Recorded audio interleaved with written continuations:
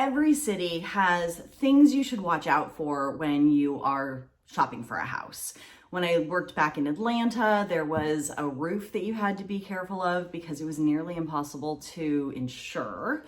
There was certain type of siding that we needed to be able to recognize because it was made of asbestos. And most houses had a fireplace, but it was actually a coal fireplace, and so most of them didn't actually work as a fireplace. In San Diego, there's a whole nother set of things. In this video, I'm going to walk you through 5 of those things that you need to be paying attention to as you're looking for houses online and in person. The first one is called Mello-Roos. Mello-Roos is essentially additional taxes that you're going to be paying on some properties. So what it is because the state of California has said property taxes can't be raised after you purchase the home, that cities and counties needed to be able to raise money at certain times. So especially when new neighborhoods are being built, they need money for roads and fire departments and schools and parks and all the things that support the new neighborhood. So what they do is they actually sell bonds, and then you as the homeowners get to pay those off over time with your tax bill. Those payments can last for 30, 40 years, or even forever. If they're gonna last forever, they're usually a very small amount, like it could be like $50 a year. But you need to know if Mello-Roos are on the property that you're looking at, because they can actually be hundreds of dollars per month if it's a newer house in a newer community and that Mello-Roos payment has just started. So like I said, this is mostly for a new neighborhood. It's really where we see them the most. So you're gonna find this in places in San Diego where there's new construction. Most notably, that's gonna be down in like the Chula Vista, Otay Ranch, East Lake area. You're gonna see a lot of Mello-Roos, so definitely pay attention. There's some great value to be had down there with lower prices on homes, but sometimes the Mello-Roos can make it so they're just as expensive as buying somewhere else. But it's not just the Chula Vista area. You can find them all throughout San Diego, so just make sure you look. Here's the catch though. You're not necessarily going to be able to see if there's Mello-Roos on like a Zillow listing. Let me show you an example. Here is an example of a home in Chula Vista. It's a newer construction. You can see that it was built in 2020. And if you go through here, you're gonna see there's a $110 monthly HOA fee, which is actually kind of fantastic and low. But if you keep scrolling down, we'll like expand things out. It doesn't say anything about Mello-Roos in the description. And if we get down into facts and features, by the way, this is important to expand this because there's a lot of information in here. But parking, property, other information, we have a parcel number. That was construction information, location, has an HOA, monthly fee. And that's it. It does not mention a Mello-Roos, but I can actually see in the listing in the MLS that there are Mello-Roos of $3,070.24 per year. So that's another $250 to $300 a month that you need to be budgeting in to pay for that Mello-Roos. But if you were just looking on Zillow, you wouldn't know that. This is just one small reason why working with a real estate agent can be super helpful when you're looking for houses. It would suck to be surprised by that. The second thing to watch out for when you are house hunting in San Diego is 55 and over communities. These are kind of scattered around and they can look like such a great deal. It's less expensive than everything else you've been finding, and you can actually get into this really nice neighborhood for a lower price. Well, if it's a 55 and over community and you don't qualify for that, then it's not such a great deal, and I would hate to see you get your hopes up. One of the main areas that you are going to find these is in Rancho Bernardo on the east side of the 15. There's an area where there are just tons of 55 and over listings. There are also some in Oceanside you should definitely be careful of. There are some around Lake San Marcos. There is one building that's 62 and over in La Jolla. Those are the primary ones, but more are being built all the time. So just make sure you're checking for this, and let me show you how you can do that. Here is an example of a 55 and over listing. Usually you will see that in the description. So like in this case, this is the Seven Oaks community, which is a great 55 and over community with really nice houses. But you have to scroll into this interior details under the facts and figures, which you have to expand. And you don't see that until you get all the way to the bottom where it says community and neighborhood details, senior living, yes. So make sure that when you are looking that you check this if it looks like it's too good to be true, especially if it's a single level home. The third thing to look out for when you are house hunting in San Diego is affordable housing listings.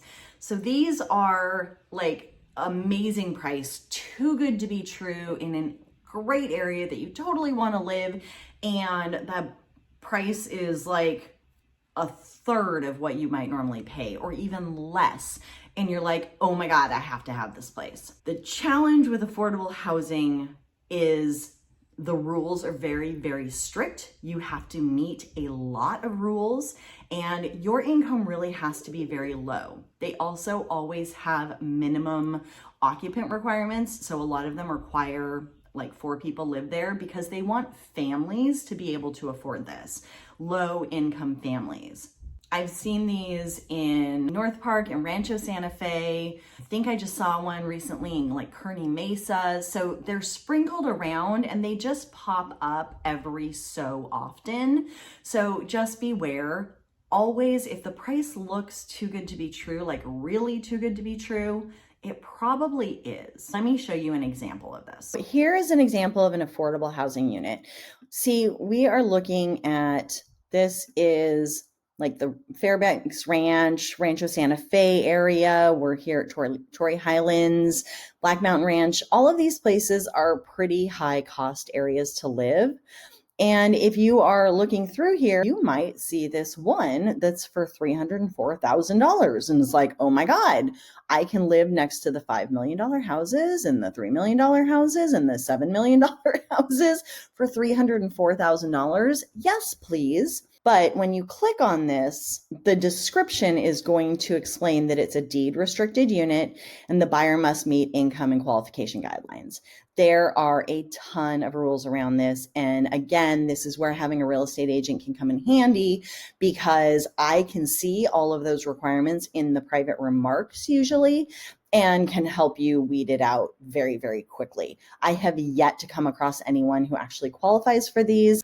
The fourth thing you need to be aware of when you are looking for houses in San Diego are manufactured homes, or in language you may understand a little better, mobile homes, essentially. They're mobile homes. They're in a mobile home park. They are manufactured homes, so they're not built with like wood and nails and built from the ground up on a foundation. They are built like in a factory or something, and they are plopped down where they are. Some of them end up with a permanent foundation. Some people do add a permanent foundation, but they're technically mobile homes. The issue with these is they're going to look really attractive because the prices are really low, and there's some that are like right on the coast in Encinitas and they're like $300,000 or $400,000 or even less, and it looks like this insanely good deal.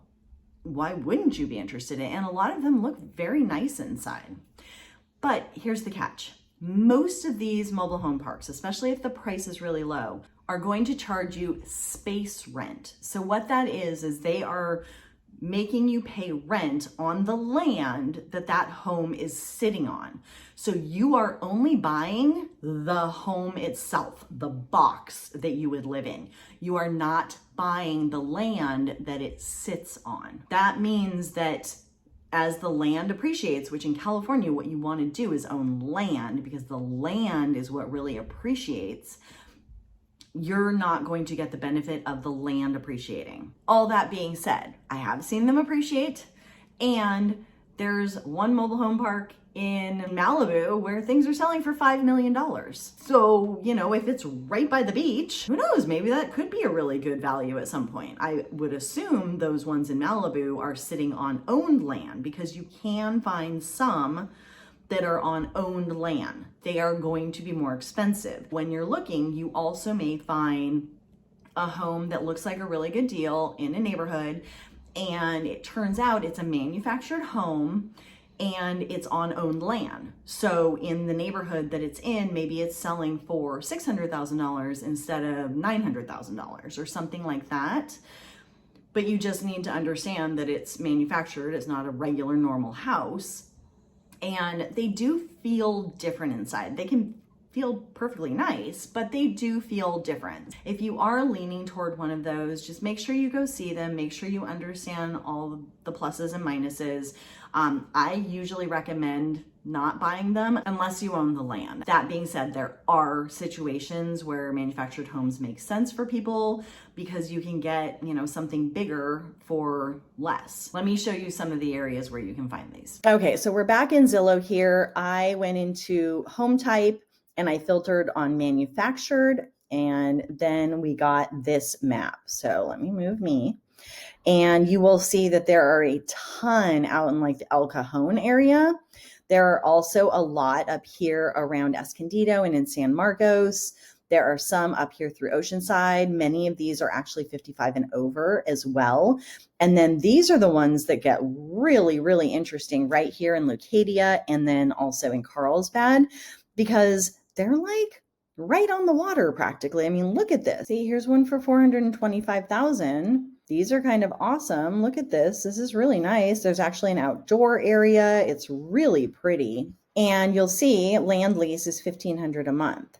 So this one is actually the price of a $425,000 home plus the $1,500 a month. And this is for a 1-bedroom, 1-bath. So while it looks really, really nice and everything, just know that you're paying a lot more than you think you are. I have a lot of people call about the manufactured homes here in Mira Mesa on Black Mountain Road. This is a very standard listing, you know, 3 bedrooms, 2-bath for $400,000 in San Diego. Like, that's insane. And this one looks like it's very, very nice. But this one is a 55 and over community. So you have to be careful of those types of things. And the rent is an additional $1,076 per month. The fifth thing that I want to make sure that you look out for when you are house hunting in San Diego is air conditioning. I grew up all over Southern California, and I can tell you that it is much warmer these days than it was back when I was a kid. Nobody had air conditioning when I was growing up. We all just went to the mall or the movies when it got really hot, and it didn't really get that hot more than a couple of times a year. Now we see a lot more hot days, and especially if you are inland, it is hot all summer.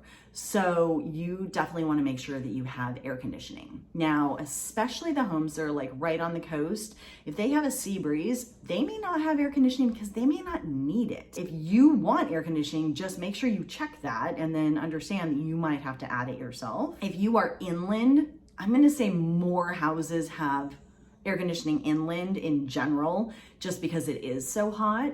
But some of these houses are they're older houses. They're from like the 50s and 60s. And maybe the people who lived there just couldn't afford to add air conditioning at any point, or they just kind of were used to it. So definitely make sure you check. I've even seen flipped houses where air conditioning was not added in. So make sure you're checking, don't assume anything. The age of the house can sometimes tell you some of this, because I think it was like in the 90s when we started seeing air conditioning in all the houses.